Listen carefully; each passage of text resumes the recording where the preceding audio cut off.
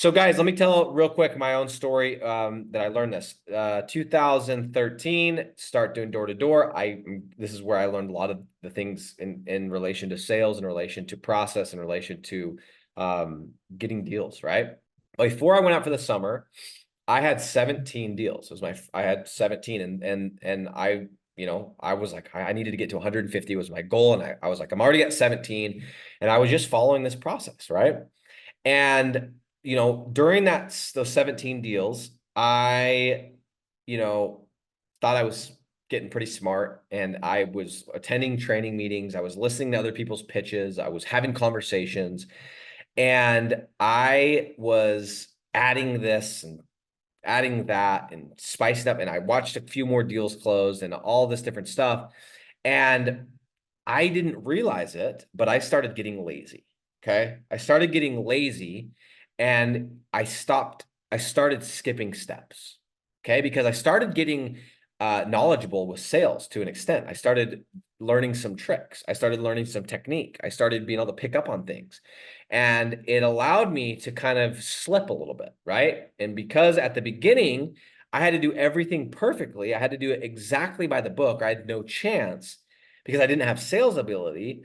Now I had some sales skills and I was able to skip a step here or there and I was able to still get the deal. And it taught me bad habits, right? Because where in the beginning, I had to go and, tell this story at this bedroom window.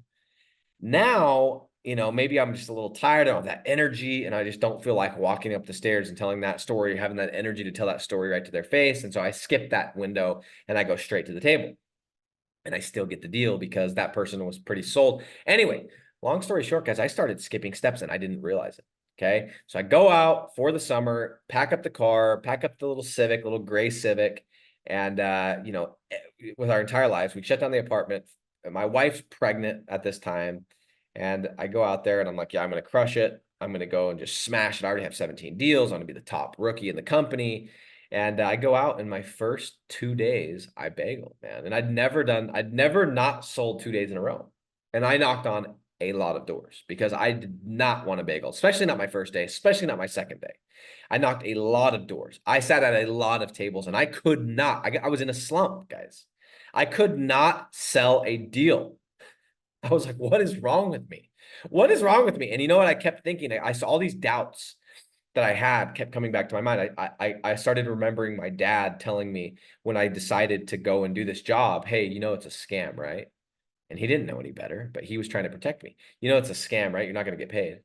That's a scam. And I kept thinking about all these things. I'm like, maybe this is a scam. Maybe that. And then I was like, no, I have 17 deals. I already have 17 deals. What is going on? Right?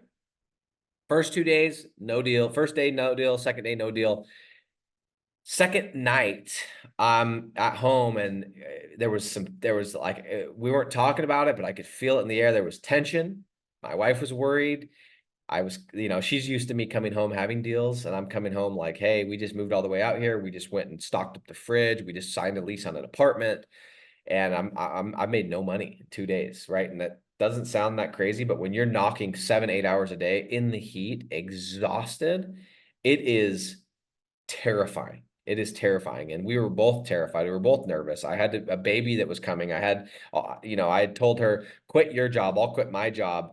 I told my dad this is going to work out, and my pride, everything was on the line. And I didn't get a deal. Day one, day two, day three, I go through the entire thing and the whole day, and I ended up at the very last second, I ended up getting a deal. And it wasn't a good deal, meaning I didn't make a lot of money. It would have been the equivalent of like landing a $500 a month deal, and I have to run $200, $300 ads. I'm literally making 150 bucks, $170 profit, kind of a deal. But it was a deal, and I got the deal.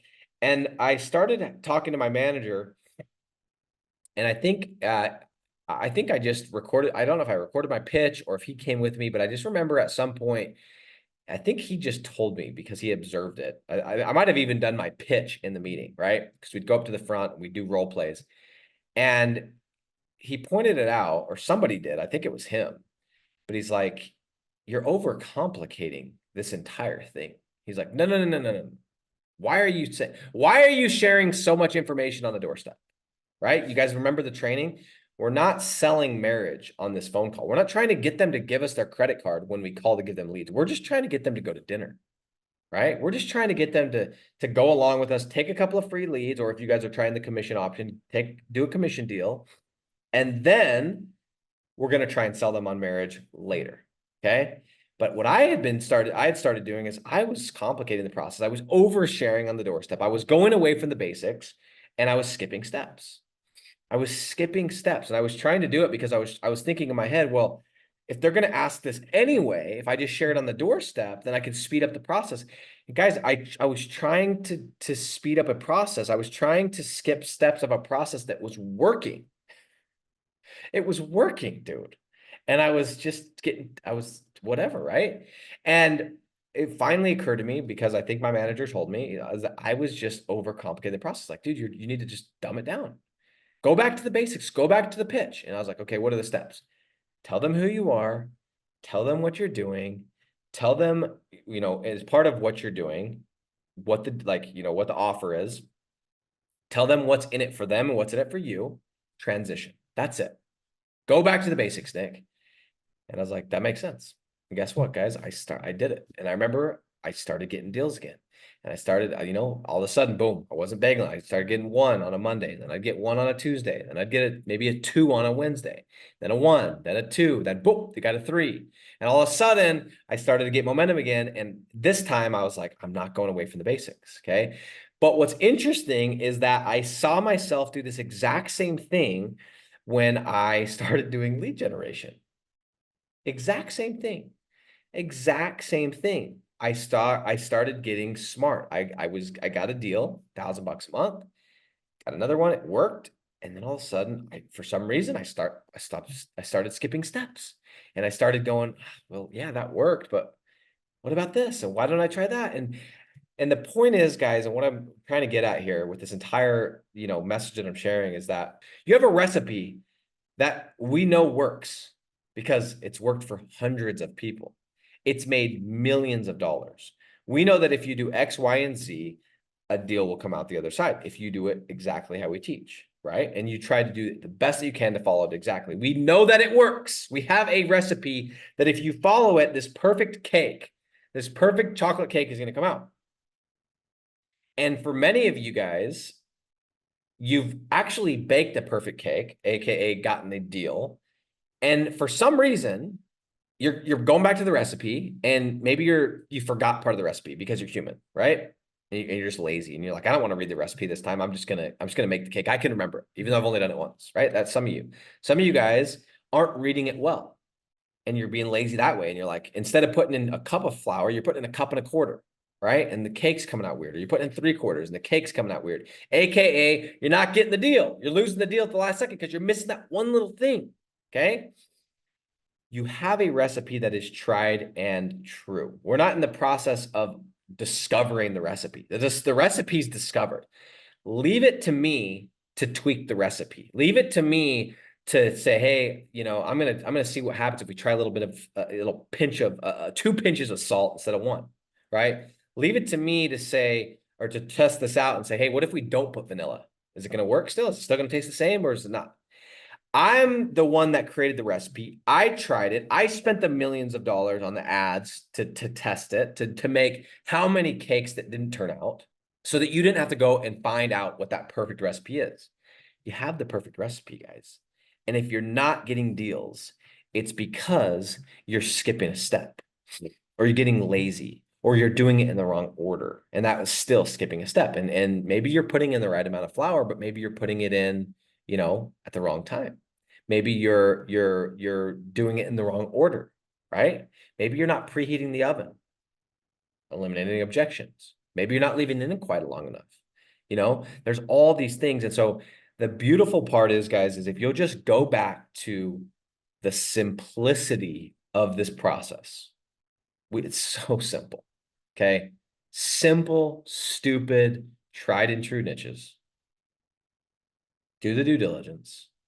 If it doesn't fit the criteria, including the CPC, don't do it. Some of you guys are getting lazy because you're like, well, it says it's $6.20. And Nick said if it's $5 less, it's pretty close. Let me just do it. No.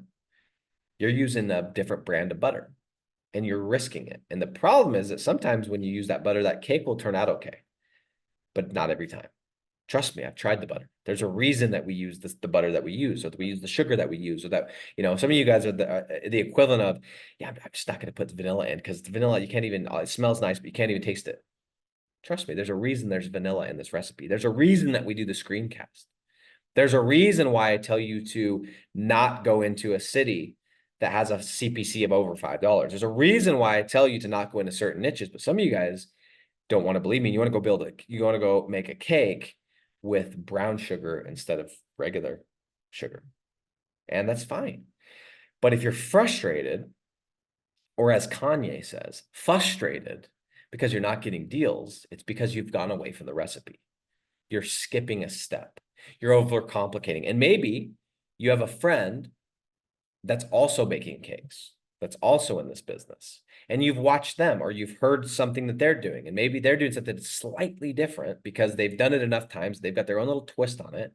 And you're listening to something that they're doing, and they're adding maybe, this little extra ingredient, and it's still coming out really nicely and it fits their style. And now you're trying to add that to your process. Guys, if you do not have this business to a point where you're at least paying for your bills and you've escaped the rat race, I highly, highly, highly recommend you go back to the drawing board, you go back to the basics, and you stop skipping steps. Once you get to where your income is such that you don't have to get deals, that you are out of the rat race, fine. Go start experimenting. Go into the lab. Go and do your own testing if you so choose. That's what I did. I'm okay with that. But if you are here to escape the rat race and you're not at least $10, $15, $20,000 per month, just follow the process, dude. It's there. The recipe is there.